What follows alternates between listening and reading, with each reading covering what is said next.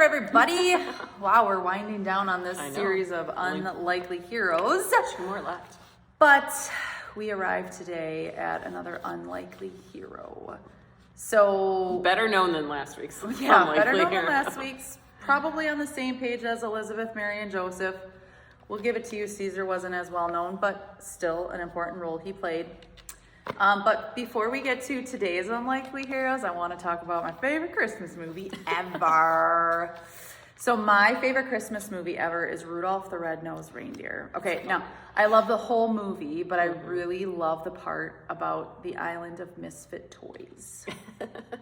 Because do you have a Charlie in the box? Charlie in the box, a train with square wheels, a dolly that doesn't cry, an elephant with polka dots. An elephant with polka dots, a squirt gun that shoots jelly. I mean, a bird that swims instead of flies. I mean, all of these things, right? Misfits. Nobody wants them. Nobody loves them. They're thrown out literally to their own island to live because nobody cares for this group of individuals. We could talk about an unlikely hero being Rudolph.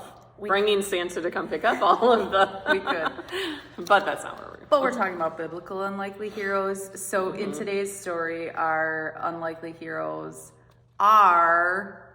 A bunch of misfits. They are outcasts. Nobody likes them. They are just to do their job and stick to it. The rabbis referred to them as next door heathens. They're not even trustworthy enough to give testimony.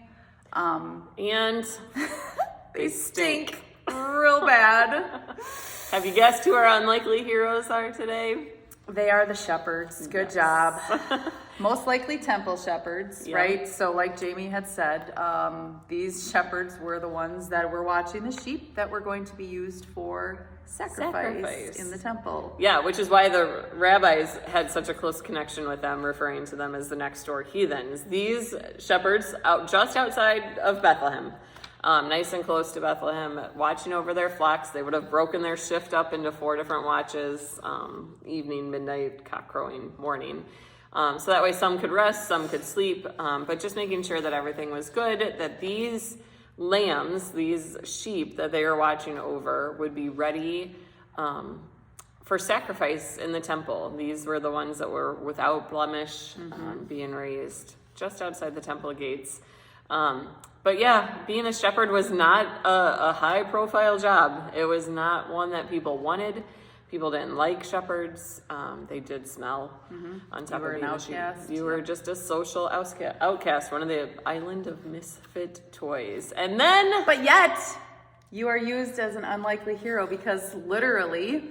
So, like, people know Jesus is coming, but we didn't know exactly when, right? So everybody's waiting with anticipation.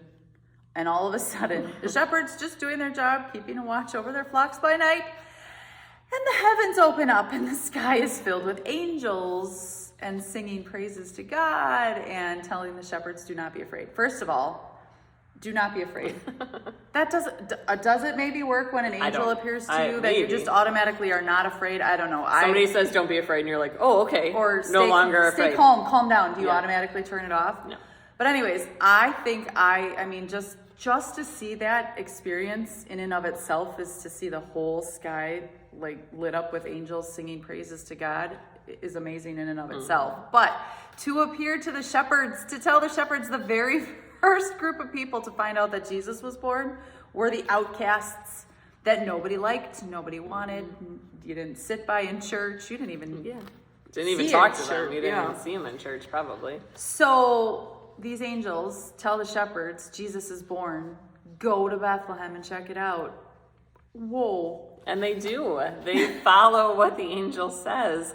And they go to Bethlehem and they find baby Jesus, just like the angel said that they would. And then their response is to leave and go and tell. They become the first disciples. Yeah, go tell it on the mountain. They become the first disciples that run out telling people that baby Jesus, the Christ child that we have been waiting for, has been born. He's in Bethlehem. And Christ has come for us. And so they just run and with excitement share the good news. Yeah. I mean, this news does not first arrive to the kings. It does not arrive to Herod. It does not arrive to anybody else of importance. It arrives to the shepherds, the outcasts. And so we now are like the shepherds. We're the outcasts. We get to go and tell. We get to watch and wait and now tell the good news that Jesus is born. So run with gusto and tell everybody that Jesus is born, because you have this news and you don't want to keep it to yourself. All right, if you are following along, you can find today's Unlikely Heroes on page 8. I know that some of these we have already passed over, but it's just the characters that we have selected out of this Advent series. So if you can't remember what the shepherds were all about, head back to page 8 and read more about them.